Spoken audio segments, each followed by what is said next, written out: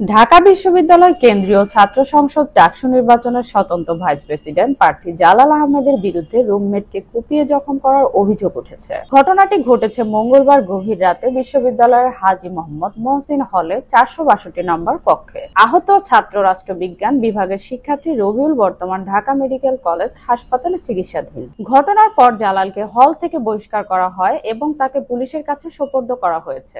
বিশ্ববিদ্যালয় প্রশাসন জানিয়েছে তার শিক্ষার্থী পদ বাতিলের প্রক্রিয়া চলছে। অন্যদিকে জালাল দাবি করেছেন তিনি নিজেও হামলার শিকার হয়েছেন।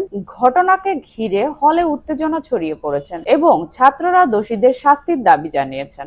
পানি গরম করা নিয়ে তাদের মধ্যে একটা মিসআন্ডারস্ট্যান্ডিং হয় এবং উত্তপ্ত বাক্য বিনিময়ের এক পর্যায়ে জালাল আহমেদ ভাই রবিউল ইসলাম ভাইকে রড লাইট দিয়ে বুকে আঘাত করে। বর্তমানে যে শিক্ষার্থীদের সাথে তার মানসিকতা কিংবা চলাফেরার কোনোটাই মেলে না, যার কারণে তার তেমন কোনো বন্ধু বান্ধব কিংবা কোনো সহপাঠী আমাদের ক্যাম্পাসে না। হলের প্রভোস্ট, দুইজন হাউস টিউটর এবং কর্মকর্তারা থানায় নিয়ে গেছেন পুলিশের সাথে, পুলিশ সহযোগে, এবং সেখানে মামলা হবে।